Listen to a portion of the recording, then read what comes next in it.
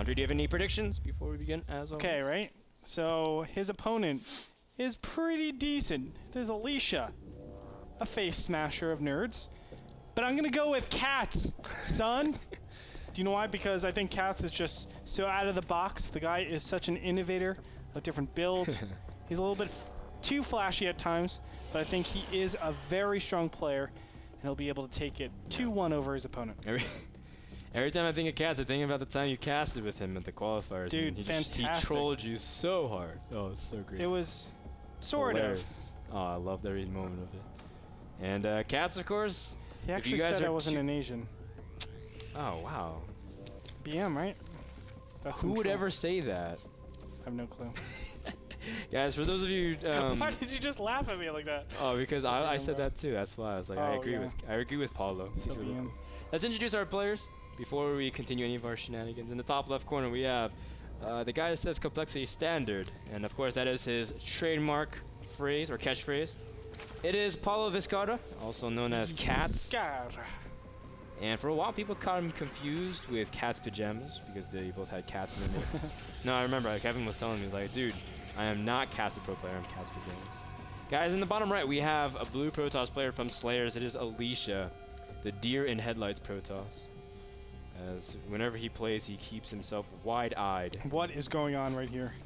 We have a 16 hatchery and an 18. Oh my God, he's going double hatchery before pool. Haha. Yeah, that's a 3-minute hatchery, and it's okay because wow, it's okay because it's Catz.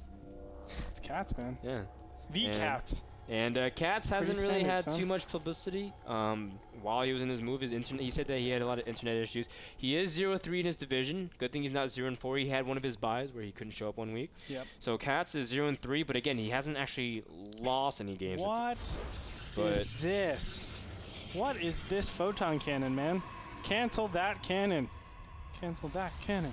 Cancel that cannon. This is the most unnecessary cannon in the world. Because there's 3 hatcheries? There's 3 hatcheries, and he saw the spawning pool going down. Yeah. As soon as you do that, you instantly say, cancel it. Let's try to either push out my tech, or maybe I even take my own expansion. That's a lot riskier to take a third Nexus. The third expansion on Ohana. But really emphasize some sort of advantage. Normally, it's your tech advantage because your opponent has gone for such a greedy build in the beginning. They have to play defensive in case there is some sort of gateway pressure, and then go with something like Void Rays, something with Phoenixes. At least have the capabilities to do something like that. But going that one photon cannon actually puts you back a little bit. It does delay a lot of your tech. Or the power of your tech, not necessarily the tech itself. Yeah, I know what you mean. So, I think for Catz though, I mean this is stuff that he does all the time. You can see that he's got his timings aligned pretty well. He's gonna get triple queen at the same time. Dude. Yeah, it's just typical Catz. Standard, right? He brushes his shoulder off every day. And he looks down and he looks back at you and he's like, "What are you talking about, man? This is completely normal." Standard? This is standard. So let's focus on some of the things Alicia can do, because obviously Catz, with delaying his tech so far, the fact that his spawning pool like just finished at like the 4.5-5 minute mark. Alicia has work to do. He can't let Zerg play this greedy without trying to pressure. You can see he's immediately playing down a Twilight Council. Now, last time we saw Alicia do this in NASL, he went for really quick DTs and then try to pressure and then go straight into Blink Stalker, which is not necessarily a bad idea if Catz doesn't smell anything. Now, he's putting Spinecrawler to be safe, and I mean, what do you think of the prospect if Alicia does go for DTs here? It could. It's all over the place. I don't know. It just depends if Catz chooses to play standard or not. But this should be a very instant queue. He's in here at 7 minutes and the gateway is just coming down. He sees no tech. Actually, it shouldn't be a queue. There's still a lot of different things. This could be robotics facility, but it's like placed over here. It's a couple things is because, first of all, there's no indication of a +1 starting on the Forge. So that's that. If he caught sight of that, that could be a hint to Catz. The gases at the natural is almost a dead giveaway that something huge is coming in terms of gas and tech. And so, but Catz sacrifices Overlord, and I don't think he caught sight of that, so no, he actually doesn't know that whatsoever. And this could be pretty devastating, especially if there's no Sport Crawlers, but the Evo Chamber is finished for I think Catz. he will put down Sport Crawlers. Catz is a pretty standard player. He likes to be very safe, surprisingly. But we're going to see the first initial queen is being harassed here. I don't think he has any units out in the field. Just now 3 roaches and a couple of zerglings popping out here.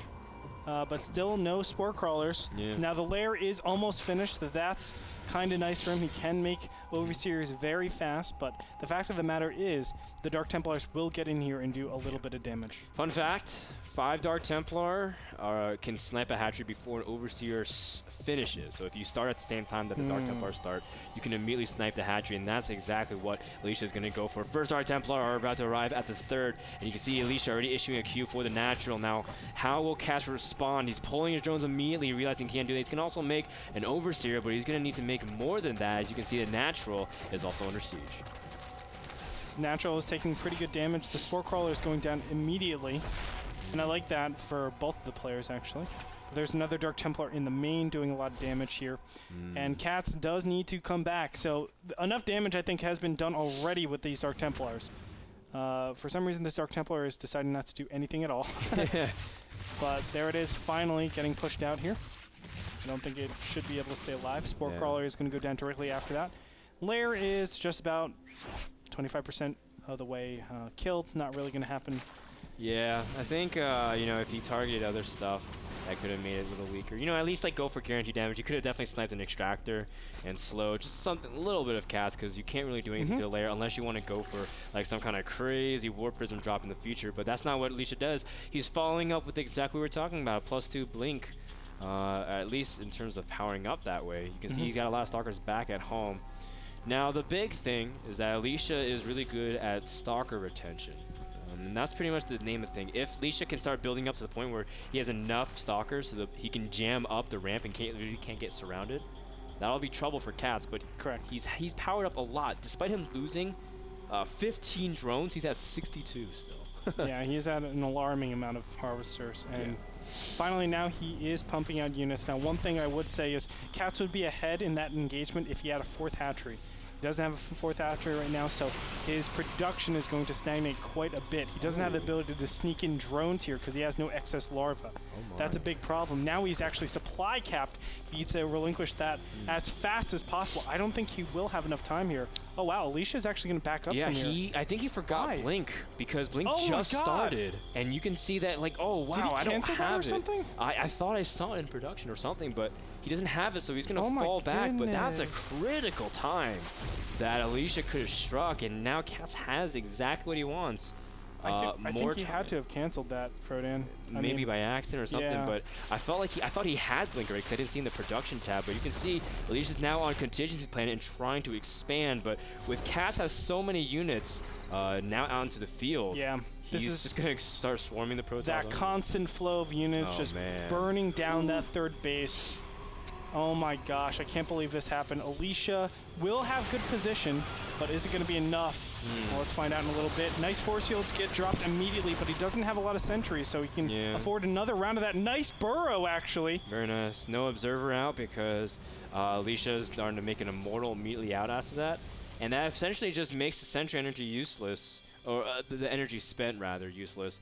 As you can see, Catz making 14 more roaches, does manage to save it. Now he's getting Overlord speed and Ventral Sacks. Yes. Now this is what makes Catz sort of that unpredictable, like, flashy type of player where he's not necessarily just trying to do the brute force. Like, I'm just going to send waves and units and macro and completely just to whittle you down, Braveheart style across your 3rd like Stefano.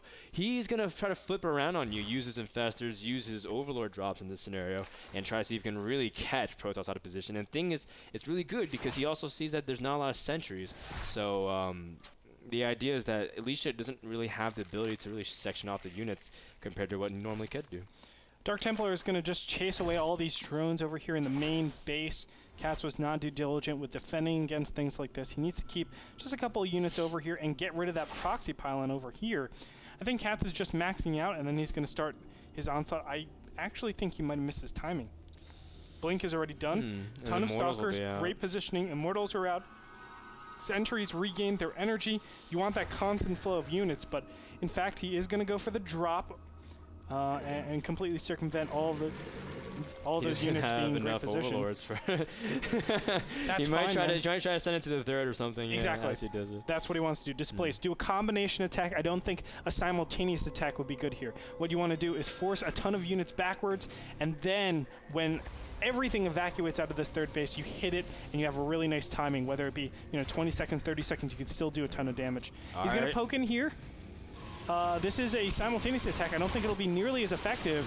He's going to try to draw away attention. That's exactly what it is. Alicia's moving all of his units. He's not paying attention to his main, and he's trying to run away with his probe, so he's going to have to fall back immediately, but that's exactly what Catz wants. He sniped already some important pylons of gas as well. If you could focus some of the things down, maybe the next is the robo or something, but the roaches are kind of haphazardly attacking every which way because Catz is trying to focus on the third. Alicia splitting up so that a lot of his stars are going to the main, but this is an incredible amount of roaches here.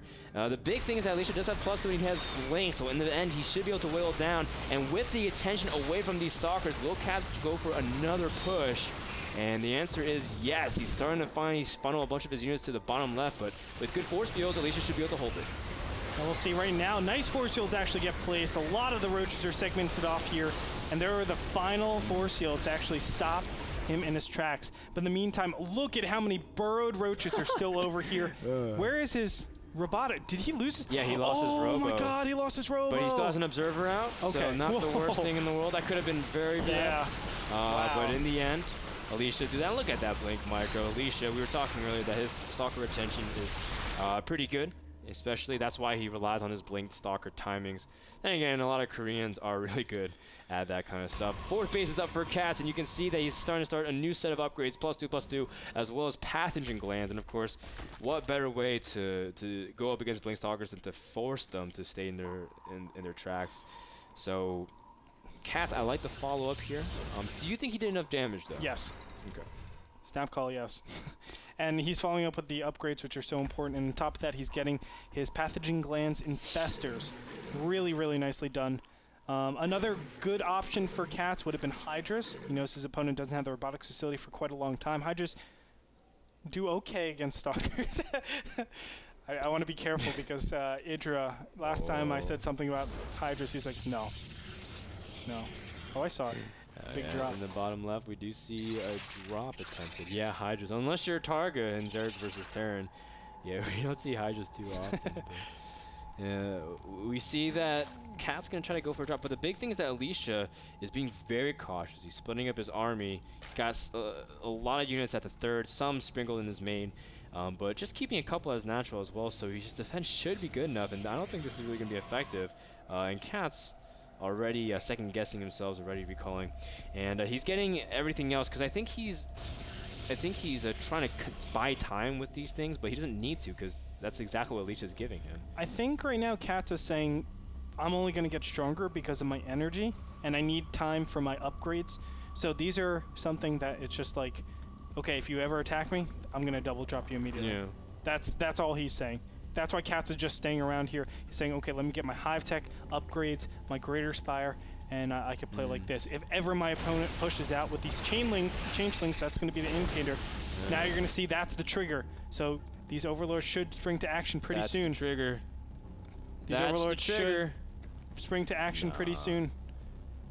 There's this new thing in Final Fantasy, Andre, where it's like a live action trigger where you have to like, it's like a reaction thing. As soon as something happens, you have to press left or A really quickly. And if Catz was doing that live trigger, he just would have lost. But you see that he's actually going for a drop on the right-hand side as well. Whoa, Catz trying to really circumvent the Protoss army. And if I was him, I wouldn't blame him. As you can see, he's dropping the main as well as the third. But there are cannons also prepared. And you can see the fourth is under heavy siege from Catz. So we have ourselves a pseudo base race. Although Catz is making a flurry of Spine Crawlers over at his third base and keeping all of his infestors back at home, which was a wise choice.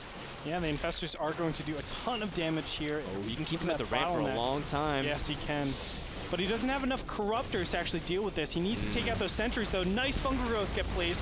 He will be able to score a couple sentries. Got to be careful with those infestors, but in the meantime, looks like those roaches and zerglings are going to town on the main. Catz needs to be careful. Oh, he does not want to be engaging here.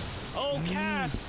No, his infestors are very, very vulnerable, trying to land some fungals, but he's playing with fire. You can see the infestors, as soon as they fungal, they do end up dropping. Now, some of the units from Stalkers are very weak. You can see Alicia blinking forward to cut off the infestors, but I mean, the fact remains that there's still 3 Colossus very much alive. You can see the Corruptor count is still not as high as it should be, as there's only 3 Corruptors in production. Now, the Roaches from the flank could be a big thing if Catz can get that, but Catz has most of his Roaches still in the main going to work.